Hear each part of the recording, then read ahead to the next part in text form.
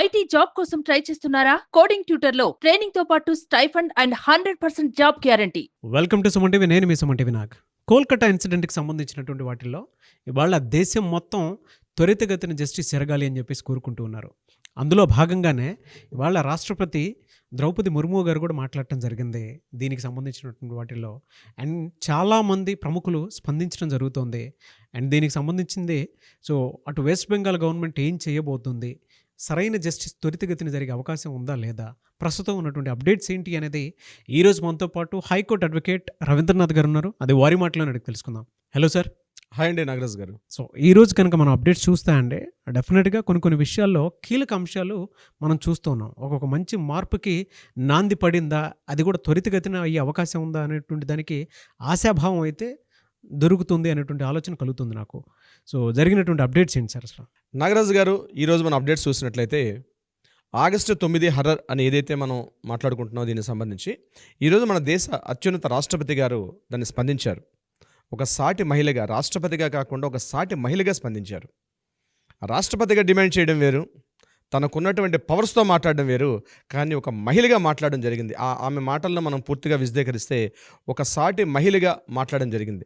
తన ఆవేదన వ్యక్తమైంది ఆ మాటల్లో, తన ఇంటెన్సిటీ, తను ఏదైతే అనుకుంటున్నారో. ఎందుకంటే తను ఒక గ్రామీణ స్థానం నుంచి వచ్చినటువంటి వ్యక్తి, తను ఎన్నో ఆటుపోట్లని, ఎన్నో అనుభవాలను ఎదుర్కొన్నటువంటి ఒక గొప్ప స్త్రీ ఆవిడ. తన పదవికి మించి ఫస్ట్ తను మహిళ అన్నటువంటి గుర్తించారు. ఆ మాటల్లో మనకు అర్థమవుతుంది. ఈరోజు రాష్ట్రపతిగా తను ఈరోజు మాట్లాడే మాటల్లో ఫస్ట్ ఏమన్నారంటే ఇనఫ్ టు ఇనఫ్ అని ఒక పదం వాడారండి. ఫస్ట్ తను మాట్లాడే మాటలో ఇనఫ్ టు ఇనఫ్ అన్నారు. అంటే జరిగింది చాలు, మనం స్త్రీలకు ఎంతవరకు మనం మర్యాద ఇస్తున్నాం అన్న విషయాన్ని తను చెప్తూ మాట్లాడుతున్న మాటలో ఒకటి చెప్పారు. స్త్రీలు ఇప్పటికి కూడా ఒక లెస్సర్ ఇంట్రప్షన్ అని చెప్పారు. అంటే అర్థం ఏంటంటే ఒక ఆత్మన్యూనతా భావాన్ని ఎదుర్కొంటున్నారు. స్త్రీలు తన పనిచేస్తున్నటువంటి వ్యవస్థలో కావచ్చు, ఉద్యోగాల్లో కావచ్చు, తన సంస్థల్లో కావచ్చు, ఎక్కడ కూడా ఒక ఆత్మన్యూనతా భావాన్ని ఎదుర్కొంటున్నారు. ఫ్రీగా పనిచేసుకోలేకపోతున్నారు. ఇప్పటికైనా వాళ్ళలో మార్పు రావాలి. వాళ్ళలో మార్పు రావాలంటే మగాళ్ళ యొక్క ఆలోచనలో మార్పు రావాలి, స్త్రీల యొక్క ఆలోచనలో సమానత్వం మార్పు రావాలి, మగవారి యొక్క ఆలోచనలో ఆడవాళ్ళని ఒక సాటి సోదరగానో లేకపోతే ఒక సాటి మహిళగా, ఒక మనిషిగా ముందు భావించమన్నారు. ఆ మాటల్లో ఉన్న ఇంటెన్సిటీ అర్థమవుతుందండి. ఎందుకంటే జరిగిన సంఘటన చిన్నది కాదు. నిన్న కలకత్తా యావత్ టోటల్ వెస్ట్ బెంగాల్ మొత్తం రాష్ట్రం మొత్తం కూడా అట్టుడికిపోయింది. నిన్న జరిగే నిబంధన ర్యాలీలో జరిగేటువంటి ఆ దారుణ మారణకాండ అనుకోండి, మారణకాండ అన్నట్టుగా ఉంది. సుమారుగా కొన్ని వందల మంది అరెస్ట్ చేయబడ్డారు. సుప్రీంకోర్టు యొక్క ఆదేశాలను కూడా పక్కన పెట్టి నిరసనకారులపై ఒకే విధంగా దాడులు చేయడం, వాటర్ క్యానన్స్తో దాడులు చేయడం, మన రబ్బర్ బుల్లెట్స్తో దాడులు చేయడం, ఇట్లాంటివన్నీ కొన్ని వందల మంది నిరసనకారులు నిబ్బనా హౌస్ ఏదైతే ఆ రాష్ట్ర సెక్రటరియట్ మీద అటాక్ వచ్చినప్పుడు వాళ్ళు శాంతియుతంగా ధర్నా చేస్తామని చెప్పారు. పశ్చిమ బెంగాల్ ఛాత్ర సమాజ్ ఆధ్వర్యంలో ఈ యొక్క నిరసన ర్యాలీ ఏర్పాటైంది. దీనికి అనుగుణంగా ఈరోజు ఏదైతే నేను జరిగిన దారుణకాండకు సంబంధించి ఏదైతే ర్యాలీ జరిగింది, విషయాలు జరిగిన తర్వాత ఈరోజు పశ్చిమ బెంగాల్ యొక్క రాష్ట్ర ముఖ్యమంత్రి మమతా బెనర్జీ గారు ఫస్ట్ స్పందించారు.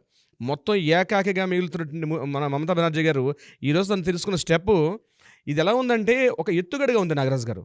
ఈరోజు మళ్ళీ తను ఏదైతే మొన్నటిదాకా మమతా బెనర్జీ గారు ఏదైతే కింద పడ్డారో ఆవిడని అష్టదిగ్బంధనం చేశారని మనం అనుకున్నాం. కానీ ఈరోజు మమతా బెనర్జీ గారు ఇచ్చిన statement, yes I'm ready in the fight, I'm ready to fight, ready to fight అనే స్టేట్మెంట్ మనకు వస్తుంది. ఎందుకు ఆ మాట అంటున్నానంటే తను ఈరోజు ఆగస్టు 31 తారీఖు నాడు మరలా తను ధర్నాలో దిగుతాను అని చెప్పారు.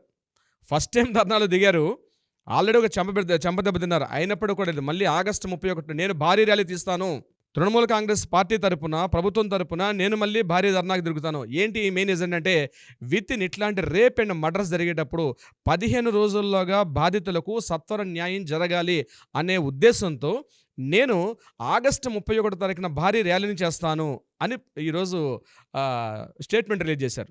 రాష్ట్రపతి ద్రౌపది ముర్ము గారు ఒక్కొక్క మహిళగా నేను స్పందిస్తున్నాను అనేటువంటి విషయాన్ని, అంతరార్థాన్ని అంటే గుర్తించి మరీ చెప్పడం జరిగింది. బట్ ఇటువైపు ఒక విమెన్గా being CM, home minister and health minister నేను మళ్ళీ ర్యాలీ తీస్తాను అనేటువంటి విషయాలు ఎక్కడి నుంచి ఎక్కడికి వెళ్ళిపోతున్నాయి చూడండి. అసలు అంటే ఒక రాష్ట్రపతి ఒక స్టేట్మెంట్ వాడుతూ ఉన్నారు, త్వరితగతిన దీనికి న్యాయం జరగాలి అని. నేను ర్యాలీ తీస్తాను అని అంటే మీరు ఇందాక చెప్పినట్లు ఎత్తుగడ ఇది ఎగ్జాక్ట్లీ అది కరెక్ట్ కాదు సార్. ఇది సిచ్యుయేషన్ని రాజకీయ పార్టీలు తమకు అనుకూలంగా మార్చేసుకుంటున్నాయి. నిన్న జరిగిన ర్యాలీలో కమ్యూనిస్ట్ పార్టీలు పూర్తిగా పార్టిసిపేట్ చేయలేదు. ఇది కేవలం బీజేపీ వాళ్ళ యొక్క ర్యాలీ అన్నట్టుగా దాన్ని ప్రోపగాండా చేశారు. బహుశా అయ్యుండొచ్చు, కాకపోవచ్చు. దానికి మనం రాజకీయ పార్టీల విశ్లేషణకు మనం వెళ్ళదలుచుకోలేదు. సంఘటన గురించి మనం మాట్లాడదు. ఎందుకంటే రాజకీయ పార్టీ విశ్లేషణకి వెళ్తే మనం అనుకున్నటువంటి సబ్జెక్ట్ డీవియేషన్ అయ్యే అవకాశం ఉంటుంది. ఎస్. సో మన సబ్జెక్ట్ మీద ఉందాం నాగరాజు గారు. విషయం ఏంటంటే ఇక్కడ నిన్న పూర్తిగా ఏ పార్టీ వాళ్ళు ఆ పార్టీకి అనుకూలంగా మార్చేసుకున్నారు. తృణమూల కాంగ్రెస్ పార్టీ, వామపక్ష పార్టీలు పూర్తిగా ఈ యొక్క ర్యాలీని నిషేధించారు. బీజేపీ పార్టీ తనకు అనుకూలంగా మార్చుకుంది. నిన్న అమిత్ మాల్యా గారు పెట్టినటువంటి ట్విట్టర్లో కూడా, ఆయన పెట్టిన స్టేట్మెంట్లో కూడా ఏదో జాతీయ జెండా ఆ రకమైనటువంటి ఒక మెసేజ్ బయటకు వెళ్తుంది. బట్ ఇది ఏమవుతుందంటే విషయాన్ని దారి మళ్లించే ప్రయత్నం చేస్తున్న రాజకీయ పార్టీలు, ఇది ప్రజలు గుర్తుంచుకోవాల్సిన అవసరం ఉంది. ఇక్కడ జ్యుడిషియల్ వ్యవస్థ స్థిరంగా ఉంది. అక్కడ జరుగుతున్నటువంటి జ్యుడిషియల్ వ్యవస్థ స్థిరంగా ఉంది. కానీ ఈరోజు రాజకీయ పార్టీలు దాన్ని మిస్గైడ్ చేసి మిస్లీడ్ చేసే ప్రయత్నాలు చేస్తున్నాయి. చూద్దాం 31 తారీఖు నాడు ర్యాలీ మమతా బెనర్జీ గారు ఏం చేస్తారో, దీని యొక్క పరిణామాలు ఎలా ఉంటుంది, 31 తారీఖు మనం మాట్లాడే డిబేట్లో మళ్ళీ మనం మాట్లాడదాం. అది చేయనిస్తారా సార్? అసలు ఏం మొహం పెట్టుకుని చేస్తారు అనేటువంటిది అయితే ప్రతి ఒక్కరికి అనిపిస్తుంది కదండి. అక్కడ ఏం జరుగుతుంది, దేశం మొత్తం అట్టుడిగిపోయేలాగా వెస్ట్ బెంగాల్లో జరుగుతున్నటువంటి దానికి కళ్ళకు కట్టినట్టుగా మనం చూస్తూ ఉంటే భయాందోళనతో కూడుకున్నటువంటి వాతావరణం. వాళ్ళ ఎమోషన్స్ని మనం ఎక్కడన్నా ఆపేలా ఉందా? కూర్చున్న మనకే తెలియనటువంటి ఒక ఆవేదన, ఆక్రోశం, ఉద్వేగం బయటకు వచ్చేస్తూ ఉంది. అరే మన ఇంట్లో జరిగినటువంటి ఇన్సిడెంట్ అని మనమే ఫీల్ అవుతున్నాం. చాలా చాలా బాధలో, ఆందోళనలో దీన్ని బలంగా ముందుకు తీసుకొని వెళ్తూ ఉన్నాం సరైన జస్టిస్ కోసం. పోస్ట్ పోన్లు చేసుకుంటూ ర్యాలీ తీస్తాను అని అంటే గోయింగ్ సమ్వేర్ అనేది. అంటే దీనికి సంబంధించింది ఇంకొకటి కూడా మనం మాట్లాడుకోవచ్చు అంటారా? అంటే దీనికి పర్టికులర్గా ఏవైతే ఇలాంటి పరిణామాలు చోటు చేసుకుంటున్నాయో అక్కడ రాష్ట్రపతి పాలన వచ్చే అవకాశం ఉందని మనం భావించవచ్చంటారా? రాష్ట్రపతి పాలన దిశగా యాక్చువల్గా ప్రజాస్వామ్య ప్రభుత్వంలో రాష్ట్రపతి పాలన రావాలని ఎవరు కోరుకోరు. ఎందుకంటే ప్రజాస్వామ్యబద్ధంగా ఎన్నికైంది మమతా బెనర్జీ పార్టీ. తృణమూల కాంగ్రెస్ పార్టీ ఒక నాయకురాలుగా తను ఏర్పాటైన తర్వాత వ్యవస్థల లోపల సంఘటన జరిగింది. ఇక్కడ కోరుకున్నది ఏంటంటే, ఇక్కడ మమతా బెనర్జీ తన యొక్క పార్టీ నుంచి వైదొలగిపోవడం ఒకటే కాదు, సత్వర న్యాయం బాధిత కుటుంబీకురాలకు జరగాలి. ఇక్కడ ఎవరైతే విక్టిమ్ ఉన్నారో ఆమెకి ఇమీడియట్గా ఆ న్యాయం జరగాలి. అట్ ద సేమ్ టైం ఎవరైతే మనం కల్ప్రిట్స్ అనుకుంటున్నామో, ఎవరైతే అనుకుంటున్నామో సంజయ్ రాయ్ కావచ్చు, సందీప్ ఘోష్, ఈ పేర్లు, దానికి సంబంధించి మరొక 14-15 మంది పేర్లు కనిపిస్తున్నాయి. ఇందులో మొత్తం డైరెక్ట్ అండ్ ఇండైరెక్ట్గా ఇన్వాల్వ్మెంట్ అయిన పేర్లు మొత్తం లెక్క వేస్తే 42 మంది వచ్చారు. ఈ 42 మంది ఎవరైతే ఉన్నారో నిజంగా వీళ్ళు ఇన్వాల్వ్ అయ్యారా లేదని విషయం తెలియపరుస్తూ వీళ్ళకి సరైన శిక్ష విధించాలి. అంటే ఫాస్ట్ ట్రాక్ కోర్ట్స్ అని ఏర్పాటు అవ్వాలి. ఇక్కడ ఫస్ట్ ఏంటంటే ఫాస్ట్ ట్రాక్ కోర్ట్ అంటే ముఖ్యంగా ఇటువంటి సంఘటనలు జరిగే సందర్భంలో 15 రోజుల్లోగా సత్వర న్యాయం జరిగేటట్టుగా జరగాలి. ఇంకొక విషయం, అసెంబ్లీలో కూడా బిల్లును ప్రవేశపెడతానని చెప్తున్నారు ఈరోజు మమతా బెనర్జీ గారు. తొందరగా అసెంబ్లీ సెషన్ కొత్తగా స్టార్ట్ చేస్తాం. ఈ అసెంబ్లీ సెషన్లో especially rape and murder case సంబంధించి ఒక ప్రత్యేక బిల్లును ప్రవేశపెడతాం. ఈ బిల్లు మీద అందరూ అంగీకారం తెలపాలి అని అంటున్నారు. అంటే ఉన్నటువంటి బిల్స్ చాలా ఉన్నాయి. కొత్తగా ఆల్రెడీ నిన్న అన్నపూర్ణాదేవి గారు ఇచ్చినటువంటి ఏదైతే సెంట్రల్ చైల్డ్ వెల్ఫేర్ డిపార్ట్మెంట్ తాలూకా చీఫ్ సెక్రటరీ ఇచ్చినటువంటి స్టేట్మెంట్లో కూడా ఆల్రెడీ దీని మీద ఇన్ని ఫాస్ట్ ట్రాక్ కోర్ట్స్ ఉన్నాయి, వాటి ముందు యూజ్ చేసుకోండి అని. ఇక్కడ సెంట్రల్ గవర్నమెంటు, స్టేట్ గవర్నమెంటు వ్యవస్థలు డిస్టర్బ్గా అయిపోయినాయండి మొత్తం. బహుశా ఇప్పుడు మీరు చెప్పిన రాష్ట్రపతి పాలన ఏదైతే అంటున్నారో, ఈ వ్యవస్థ ఎప్పుడైతే డిస్టర్బెన్స్ అయిపోతుందో, రాజకీయ పార్టీలు ఎప్పుడు తమ ఇండివిజువాలిటీకి వాడుకుంటారో, పవర్లో ఉన్నటువంటి ఎవరైతే పార్టీలు ఉన్నాయో, ఏదైతే ఈరోజు మమతా బెనర్జీ పార్టీ ఈరోజు టోటల్గా కంప్లీట్గా దాన్ని మిస్లీడ్ చేస్తున్నారు. అటువంటి సందర్భంలో రాష్ట్రపతి పాలన వచ్చే అవకాశం ఉంది.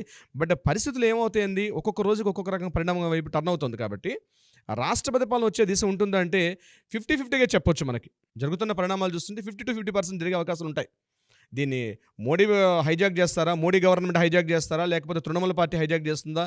ఇది ఇక్కడ పార్టీ వైపు వెళ్ళిపోయిందండి. సిచ్యువేషన్స్ మెల్లగా మారుతూ అసలైన కల్ప్రిట్స్, అసలైనటువంటి దోషులు, అసలైన ఎక్యూజ్డ్ ఎవరైతే ఉన్నారో ఇక్కడ అంటే ఒక సంఘటన జరిగేటప్పుడు భారతదేశంలో మొదటి నుంచి ఒక ఆనవాయితీ ఏంటంటే, ఒక సంఘటన జరుగుతుందండి, సంఘటన జరిగేటప్పుడు సంఘటనని సైడ్ చేసే అవకాశం ఇంకోటి ఉంటుంది. ఈ సంఘటన చెప్పొచ్చో చెప్పకూడదు తెలియదు నాగరాజు గారు. ఎగ్జాక్ట్లీ మన హైదరాబాద్లో కూడా, మన రాష్ట్రంలో కూడా ఇలాంటి ఒక సంఘటన జరిగింది. అదే బషీర్బాగ్ కాల్పుల కేసు. అది ఆగస్టు 28, 2000 సంవత్సరం జరిగింది. నిబంధన ర్యాలీ ఆగస్టు 27 జరిగింది. అంటే ఏదైతే 24 సంవత్సరాల క్రితం మన హైదరాబాద్లో ఫేస్ చేస్తున్న పరిస్థితి ఏదైతే ఉందో, ఎగ్జాక్ట్లీ ఒక రోజు ముందు, 24 సంవత్సరాల తర్వాత ఒక రోజు ముందు సేమ్ సిచ్యువేషన్ ఈరోజు వెస్ట్ బెంగాల్ జరిగింది. ఆ రోజు ఎప్పుడైతే సంఘటన జరిగిందో, ఆ రోజు బషీర్బాగ్ కాల్పుల కేసుగా మనం ప్రధానంగా చెప్పుకున్నాం. ఆ రోజు దివంగత వైఎస్ రాజశేఖర రెడ్డి గారు ఆ రోజు అక్కడ నిరాహారదీక్షలో కూర్చున్నారు, ఫాస్టింగ్లో కూర్చున్నారు. వ్యవస్థ మొత్తం అంటే విద్యుత్ సంస్కరణల మీద, పెరిగిన విద్యుత్ ఛార్జీల మీద రాజశేఖర రెడ్డి గారు అక్కడ దీనిలో కూర్చున్నారు. ఈ ఓవైపు బషీర్బాగ్ కాల్పుల కేసు జరుగుతుంది. రాష్ట్రం అంతా కూడా, అంటే సమైక్య ఆంధ్రప్రదేశ్ నేను చెప్తున్నానండి, 24 సంవత్సరాల క్రితం స్టూడెంట్ చెప్తున్నాను. రాష్ట్రం అంతా ఉవ్వెత్తున ఉన్నటువంటి ఇష్యూలో ఇమ్మీడియట్గా టాపిక్ డైవర్ట్ అయిపోయింది సార్. ఏం జరిగిందంటే ఎగ్జాక్ట్లీ 30వ తారీఖు నాడు, ఆగస్టు 30వ తారీఖు 2000 సంవత్సరంలో హైదరాబాద్కి వరదలు వచ్చాయండి. ఎప్పుడో ప్లేగ్ మన కులీ కుతుబ్ షా టైంలో వచ్చినటువంటి అత్యంత వరదలు సేమ్ అదే సిచ్యుయేషన్ ఆగస్టు 30వ తారీఖున జరిగిందండి వరదలు. రాష్ట్రం మొత్తం కూడా అట్టుడికిపోయింది. అప్పుడు సమైక్య ఆంధ్రప్రదేశ్లో హైదరాబాద్కి వరదలేంటి, మూసీకి వరదలేంటి, మొత్తం టాపిక్ ఏదైతే ఆ రోజు పార్టీలందరూ టోటల్ ప్రతిపక్ష పార్టీలన్నీ కూడా ఒకేసారి ఉధృతంగా అటాక్ చేసి మన ఆనాటి టీడీపీ ప్రభుత్వాన్ని ఎక్కడైతే ఇబ్బంది పెట్టే దిశగా ఉంటాయి. ఏం జరిగిందో తెలియదు, ఏ రాజకీయంగా ఎత్తుగడ జరిగిందో తెలియదు, కానీ సడన్గా టాపిక్ డైవర్ట్ అయిపోయి టోటల్ హైదరాబాద్ వరదల మీద మెయిన్ పేజ్లో న్యూస్ అయిపోయింది. బహుశా అలాంటి సిచ్యువేషన్ రాకుండా జరగాల్సిన పరిస్థితి. అంటే ఇవన్నీ కూడా రాజకీయ కారణాలు ఉంటాయండి. నిన్న జరిగిన నిబంధన ర్యాలీ అనేది కొన్ని వేల మంది ఆందోళనకారులు వచ్చి అక్కడ ప్రొటెక్ట్ చేస్తున్న సమయంలో ఇలా ఈ నిరసనకారుల టైంలో మమతా బెనర్జీ ఏ ఎత్తుగడ వేస్తారని మేము చూస్తున్నామండి నాగరాజు గారు. రాజకీయ ఎత్తుగడలు ఎట్నుంచి ఇటు మలుతాయో తెలియదు, ఎట్నుంచి డైవర్ట్ చేసుకుంటూ తెలియదు.